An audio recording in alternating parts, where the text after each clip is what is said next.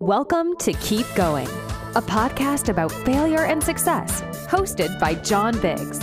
Every week, we talk to an amazing person about a time they failed and what they learned. And remember, when you're going through hell, keep going. Welcome back to Keep Going, a podcast about success and failure. I'm John Biggs. Today on the show we have Cesar Marin. He's the founder of Cultivating Wisdom, and you have a fascinating story to tell about how you got to where you are. We met Cesar at the psychedelics event in Denver, or at least I saw you on stage, and I was fascinated by your presence. And I mean, you just had a palpable sense of joy, which I don't think I've had since birth, I guess. So I just wanted to see what you've been up to. John, thank you so much. First of all, thank you so much for opening the space of your podcast, to inviting me to share my story and share what I'm about. So I'm kind of humbled that you'd invite me in to sort of share this entrepreneurial story, because I'm not a long time entrepreneur. For all of my life, I was a producer. I was a TV producer. I was a news producer. I spent 25 years at CNN before getting laid off. And it just so happens that right before I got laid off, plant medicine, psychedelics came into my life. And it completely changed. And I went from being a TV producer by trade to becoming an entrepreneur by necessity, by need. And it's been quite a story. It's been quite a story. And thank you so much for seeing that joy that I try to sort of emulate and live on a daily basis. Like any entrepreneur, it's not always smiles and rainbows. There's days where you literally want to jump off the ship without a life raft and just watch the whole thing go down. But those are the days that really make you strong. Those are the days that you sort of you realize that, you know, this is your mission. This is what you've chosen to do, and you got to continue to navigate. You can't give up. You can't give up on life. Life is too short. It's too beautiful to stop rowing or to stop sailing that ship. So thank you again for having me on the podcast. Yeah, I'd love to share my story.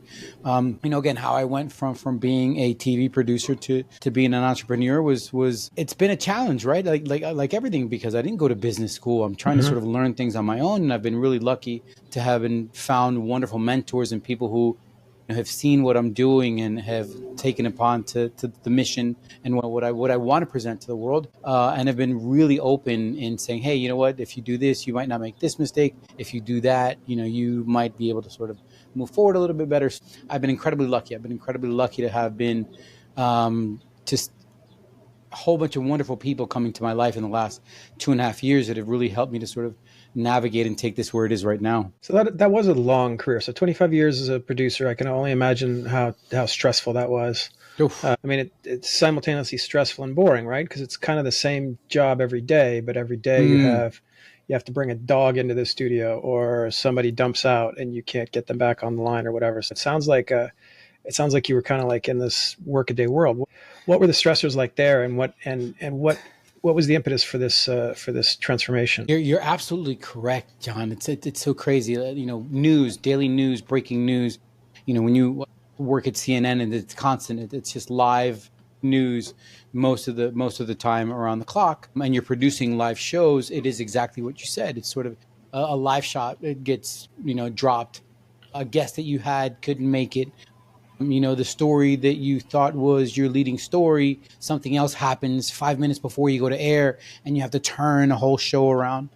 So it is quite stressful, but like you said, it is a bit of a hamster wheel in the sense that it's the same thing every day. You're building a 27-minute puzzle in which you're putting in pieces and stories, and you're trying to do it in a way where you're captivating an audience, trying to sort of give things to people where they're not changing the channel, where they're not looking away. And at the same time, again, those challenges of breaking news, of keeping everybody happy, of, news can be very objective. What one person's top story is another person's, doesn't even go in the show. So there was that sense of stress of a continuously, breaking news 24/7 type of situation. That compared to what I do now is completely different, right? There are the stressors, of course, of, hey, you know what, we didn't make the sales that we thought we were going to make this month.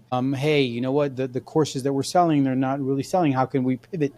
So there's not that sense of urgency, right, of breaking news. But again, there's management, right? The sort of news, producing a TV show, producing a news show is a bit of a building a puzzle. You have time slots where you're sort of putting in those pieces. And business is the same thing. Business has become this big jigsaw puzzle where I have to sort of figure out where the pieces go and where, things happen. Obviously, there's not that urgency in the sense of it's breaking news. It has to go on the air. It has to be live right now. But there is that urgency of, okay, this is life. I'm not longer reliant on a corporate paycheck. I'm no longer reliant on, corporate benefits. I have to do this on my own. So it's almost like the time clock, that breaking news is pressured on me and not so much on the corporation or on the news organization that I was working for before. And what drew you to plant medicine? You know what? It's like I've told people before, a recreational curiosity, nothing more. I wasn't looking for healing. I wasn't looking for saving. It was a recreational curiosity. At the time, I was dealing with a pretty bad cannabis dependency. I had a really bad relationship with cannabis. And I know there's going to be people out there say, oh, well, you can't have a bad relationship with cannabis. You can't be addicted to cannabis. You can be addicted to anything in life. So I just had a bad relationship with it.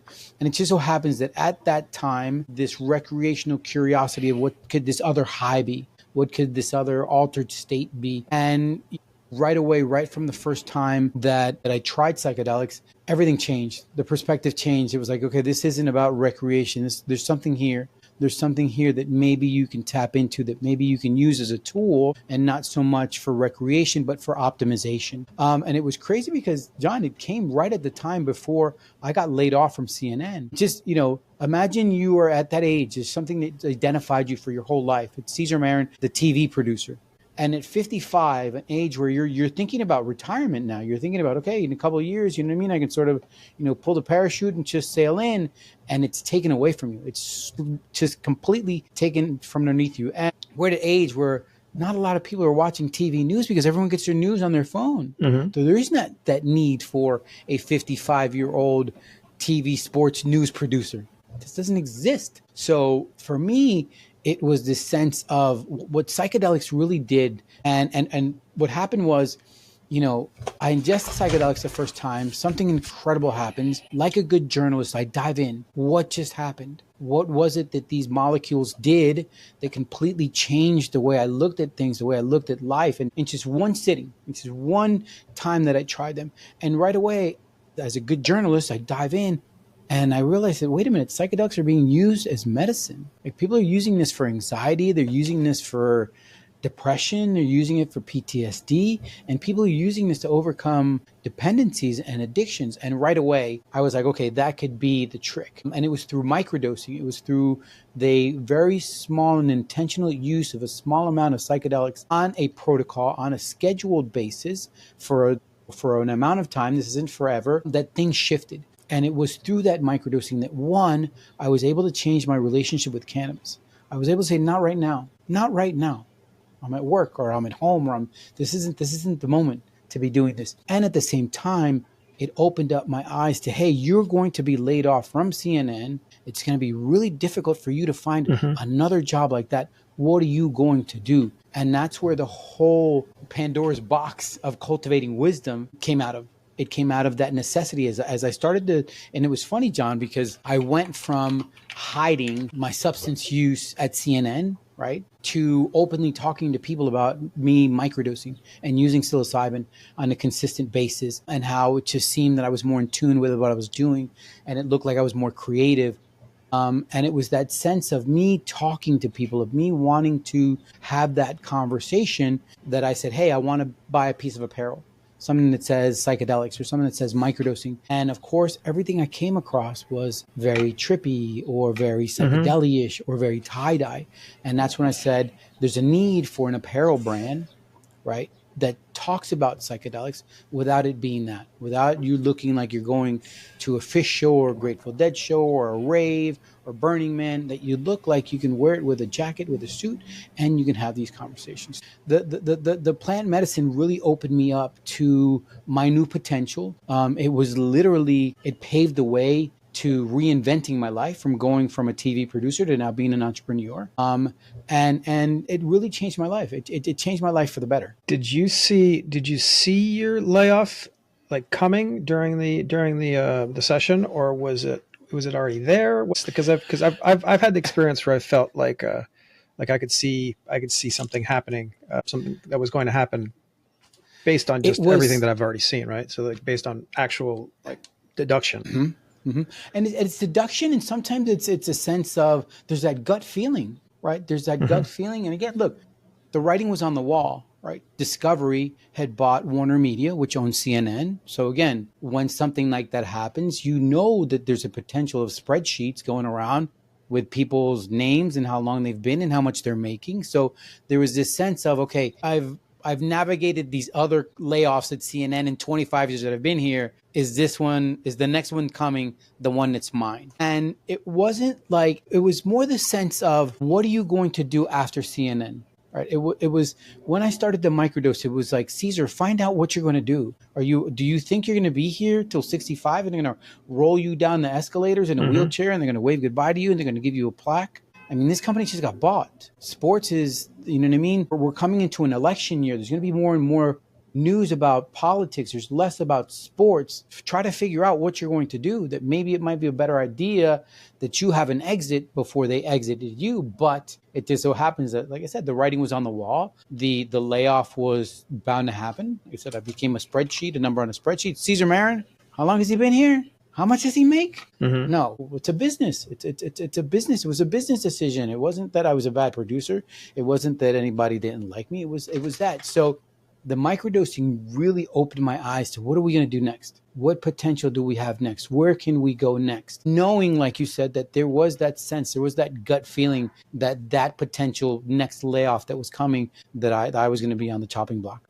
So that's an interesting point. So what would you recommend for somebody who is in that same position, right? I mean, we're all in our, if like you and I both are in our 50s, we're sitting here, and I had a similar trajectory, obviously, because I was a journalist and then tried to be an entrepreneur, and then now I just putz around and do podcasts and stuff. But what do you recommend for folks who are in that same position, who Mm. are looking at that down at something like you've experienced 20 years at one place or 20 years in a specific industry, and that industry has either been eaten up by AI or whatever, or they've just aged out? What would you recommend for folks? So it's I love that you asked that question that way, and especially, so there's twofold, right? Psychedelics, right? With psychedelics, I have conversations. I don't really make recommendations for several Hmm. reasons. I'm not a therapist.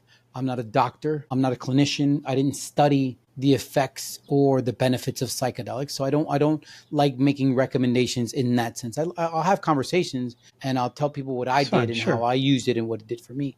Now, what I will tell you, at the age of 55, if you're going through that sense, the first thing you need to do is really take inventory of who you are and what you're an expert at.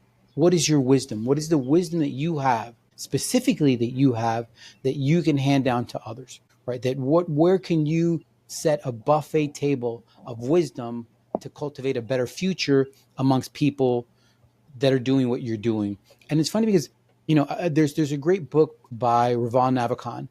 It's called The Almanac of Raval Navikon. And he talks about, as we're moving forward, and you talked a little bit about AI, and how with ageism, you know what I mean, where are we going with AI? That there's a sense that types of people are going to exist. The programmers, because they have to program all the robots, and the computers, and the people who leave digital assets, right? What digital assets can you create? Can you come up with? And look, and if you're in that sense of like, you're not sure where your business is going, this is the time to do it. Hmm. Start creating digital assets of your wisdom that you can somehow create into a funnel, give something away for free, then create some courses. It's that sense of, we're all sort of so reliant on that corporateness that sometimes, what do we do, and what can we look at? And for me, it was, capturing that sense of storytelling at CNN, that sense of capturing an audience, that sense of production value, that then I was able to sort of put that into a package, right? And then create courses, right? I create microdosing courses for people over 50 to teach them, through honest, open, and objective conversations, what microdosing really is. So I guess for me, it's that, look, just take inventory of who you are, what your expertise is, what you're great at, and see how you can package that. And I know there's going to be a lot of people that say, oh yeah, well, you know what? There's already out there. There's tons of people doing that. There's so many more people that know so much more than I do. Yes, and there's a lot of people that know a lot less than you do. That's who you're marketing to. You're not marketing towards the people that know more than you do. You're marketing towards the people that know less than, and you could sort of educate. So that's what I would recommend. I would recommend that. And again, if the optimization through psychedelics is something that you're curious at, that your childhood curiosity has been poked at, then do what I did. I recommend that you read, that you find a support group, that you find communities that are talking about psychedelics where you can go and ask these questions that you can't ask your neighbor, that you can't ask your family, that you can't ask your coworkers. I think that's a really wonderful way to sort of step into that psychedelic curiosity. Don't be the one that sort of, oh yeah, I've heard about microdosing. I'm going to go to 7-Eleven. I'm going to go get that chocolate bar that's got some mushrooms on it, and I'm going to eat it and see what happens. I definitely don't recommend that. I recommend educating yourself, right? There's a lot of stuff out there. This isn't the psychedelics of the 60s. This is the psychedelics of Johns Hopkins University, of NYU, of Stanford, of Berkeley, of Emory here in Atlanta. So there's a lot of information out there that you can consume and educate yourself to sort of make those decisions if you are interested in psychedelics for optimization or for healing, that you can definitely make a better educated decision as to what you're doing. What would have happened if you hadn't been laid off? That's a great question, John. So it's twofold, because someone also had asked me, what would have happened if you would have been laid off and psychedelics wouldn't have come into your life? So the first one, what would have happened if I wouldn't have been laid off and psychedelics would have come and psychedelics had come into my life? Wow, that's a good question. I mean, I had become such an advocate that maybe I would have gotten fired instead of laid off for talking about the fact that I was using a scheduled 1 drug while I was at work.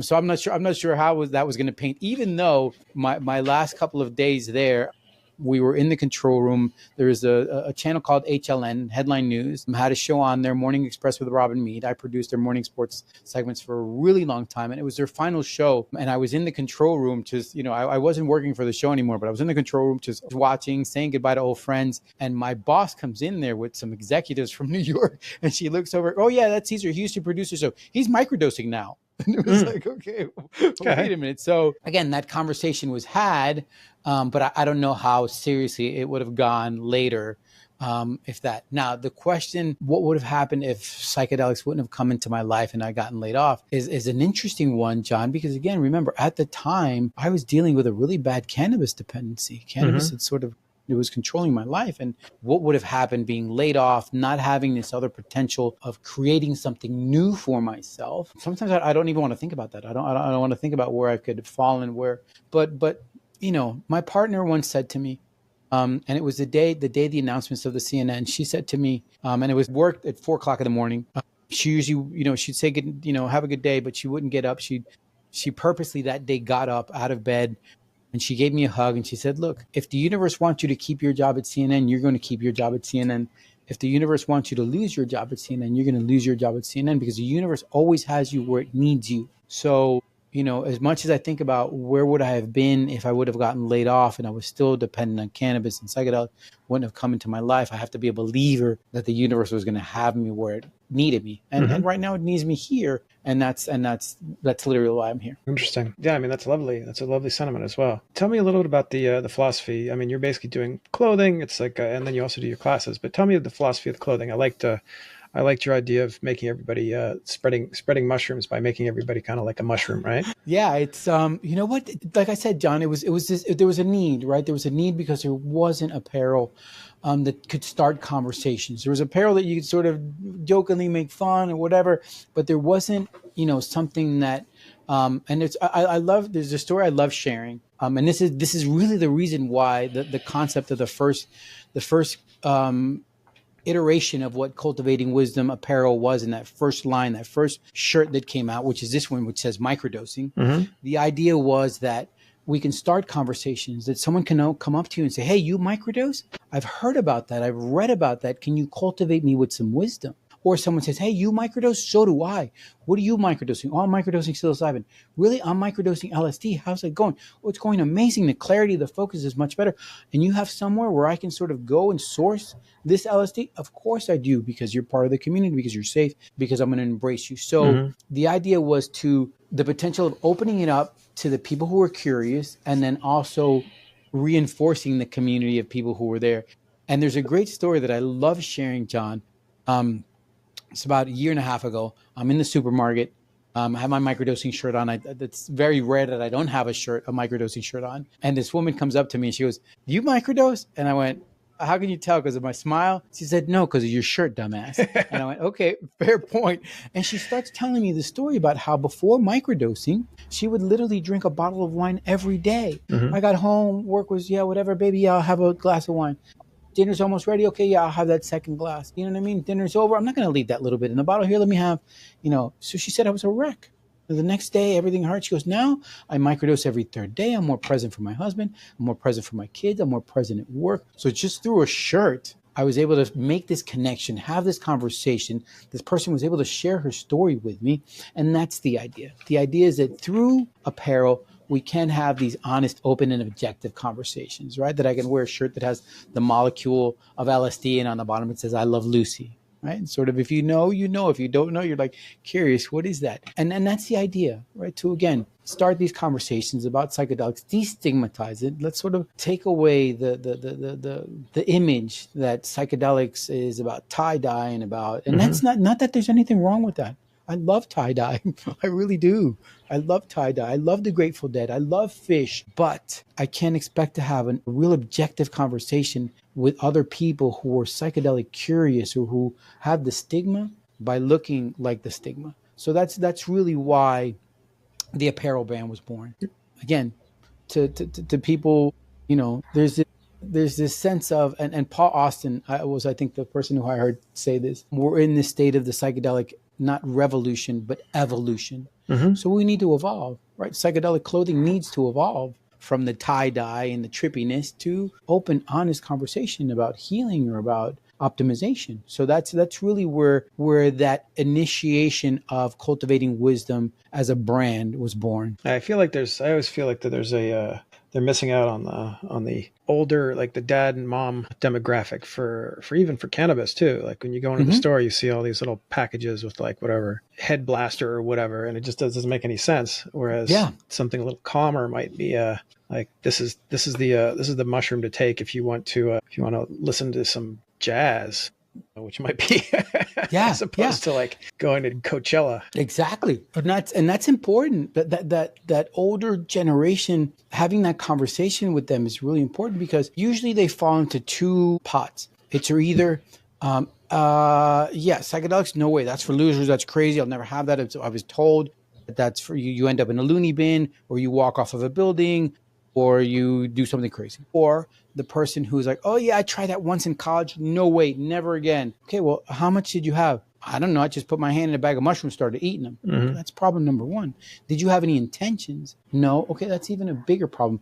So it's that sense, and I love that you talked about that the importance, whether it's the cannabis education or the psychedelic education to that older generation, and how do we sell it to them, right? How do we market to them without them thinking, "Oh God, if I try that one microdosing gummy, I'm gonna blast off. I'm gonna see things. I'm gonna see patterns." No, that's not it. That's not at all. That's not what microdosing is about. And it's that sense, and then that's why I created microdosingover50.com, because people over 50 need that honest, open, and objective information about psychedelics. That this isn't about tripping balls. This isn't about losing your mind. This is really about how do we become better humans? How do we use these as life performance enhancers to get the most out of life, right? To wake up in the morning and go, "Fuck yeah, today's the best day of my life. I'm going to go get it," right? At the end of the day, you're like, you know what? Today was awesome, but tomorrow's going to be even more awesome. So it's that sense of tapping into that generation, that older generation who was stigmatized, who wasn't educated, or now sees, "Oh yeah, that's for all the kids that go off to Burning Man or go off to Coachella or go off to the raves or go off to," no, well, there's a lot more to this. There's a lot of potential healing power and benefits. It's not just, we talk a lot about healing, right? We talk about healing in psychedelics, but I think that sense of optimization, right? Using them to optimize as a human being, that's really an untapped potential that's starting to be sort of looked at. Okay, well, so I want to send folks over to cultivatingwisdom.net, which is just as it sounds, and microdosingover50.com, where you have your coaching, offerings. So we do that, things. and now we're looking at something really interesting, Don. And I'm just starting to share this with people now. This concept that we're envisioning, and it goes back to the optimization situation. And we're looking at C-level suite individuals, right? We're looking at these CEOs, CFOs, COOs who just the daily grind, the daily struggle, the daily having to perform, having to look after their employees, having to look after a business can sometimes be an incredible burden. So we're creating something called the Summit Within, and we're creating really small containers, 5-6 people, where we can have these wonderful experiences through plant medicine of optimization, where we can really look at human beings and say, how do we make you a better business owner? How do we make you a better member of your community? How do we make you a better partner? How do we make you a better parent? How do we make you a better son? And it's really looking at these individuals to bring them in and one, get naked, check all your stuff at the door. Your Gucci, your Prada, whatever, just check that at the door. We're all going to come in here as equal individuals and create these alternative boardrooms, these human boardrooms, not these corporate boardrooms, where you can do things that you can't do in a boardroom. You can't hug in a boardroom. You can't be vulnerable in a boardroom. You can't cry in a boardroom. You can't dance in a boardroom. Where here's a boardroom with like-minded individuals where you can do that. So it's called the Summit Within. We're looking at a couple of different places around the world where we can really hold beautiful, wonderful space. And also to look, a lot of these high-powered individuals were programmed to manifest what I call fuck you wealth, right? Look at me, look at me, look at me. I was going to say, you're literally going to strip them naked? Yeah. Well, they won't be naked. We'll get them some nice linen clothing. Yeah, we just want to make sure that everyone's the same. Maybe some pants. That might be. We might have that one day, but that'll be in darkness. Right. Good. Yeah, because we'll do that in the dark container. If you've been sitting behind a desk here all your life, you don't want to see that. Yeah. The idea, John, is that, you know what? If we somehow maybe see or show people that if you manifest love you wealth instead of F you wealth, that you can have a bigger smile. And not only that, but you can create so many potential smiles. And that's the payoff, right? I tell people, look, I'm going to manifest all of the love you wealth. Like I want stacks like this, John. I want them to the roof. Not for me, because I'm only going to take what I need. When I need a home, I need clothing, I need food for myself and for mine. I need to take care of mine. But the rest, like, where can I create smiles? Where can I help? Who needs? What can I see that someone needs so that maybe they can have? My smile can't get any bigger. As long as I have what I need, my smile is as big as it's going to get. Where else can I sort of provide smiles and hugs? I think that if somehow we can create these containers and maybe shift that thinking a little bit, maybe take that one CEO, CFO, COO who, again, thinks that what his daughter needs is more Lululemon shorts. Well, what she needs is a date. What she needs is someone to say, hey, you know what? Let me show you what a real man is. That we can sort of change or shift a little bit of that thinking in those high-level, suite-level leaders so that maybe we can have a little bit more compassion, a little less greed, a little more who needs and where can I provide. I think that's the real mission of the Summit Within. And that's where the next step of cultivating wisdom is, because at the end of the day, cultivating wisdom, like I said earlier, is about setting buffet tables of wisdom to cultivate a better future. And if it's wisdom amongst leaders who then can go out and create a better future and cultivate a better future, then, that's what we're aiming at. See, if you were wearing tie-dye and like had a bandana on, that whole thing would have been kind of like hippy dippy, but coming at a guy in a blazer and it makes perfect sense. And I think that's right. That's vital. It's fascinating. Exactly. Yeah. I love that you say that. And that's let's have adult conversations about psychedelics. We don't need to giggle about it. You know what I mean? And look, I came into psychedelics through a recreational curiosity. So I'm not gonna, put shade on the recreational use of psychedelics, because it's all intentions. I always say it's as long as the intentions are there, there's more of a potential to have a positive experience than when you don't have intentions. And that's where people using these substances can get into some type of danger. Well, I want folks to go check out your thing. I need to get myself one of those shirts. I walk around, tell people I'm microdosing. So let's do this. Why don't we do, we'll do a keep going. Why don't we do a KG20 for 20% discount on the store for all the listeners. Perfect. Yeah, let's do that. Let's definitely do that. I'll put that together, and Would love for people to share our gear. If you buy something and post it, I'll send you a bigger discount that you can use and share with your friends. Yeah, the idea is have conversations, John. It's if this is what you're doing and it's changed your life, by wearing a shirt and somebody coming up to you and starting a conversation, that's a good way to again poke at people's childhood curiosity and have these conversations. All right. Well, Cesar, thank you for joining us. This has been amazing. John, thank you. I appreciate it. And again, thank you to all your listeners and followers who are tapping in. Again, go check out cultivatingwisdom.net. Really cool apparel. And John, again, thank you for having me on. All right. This has been Keep Going. I'm John Biggs. We'll see you next week. Thank you for listening to Keep Going, a podcast about success and failure. Remember, Keep Going is entirely listener supported. If you're listening to this, please head over to keepgoingpod.com, where you can subscribe to the podcast for as little as $5 a month. This is a labor of love, and every little bit helps. Thanks for listening.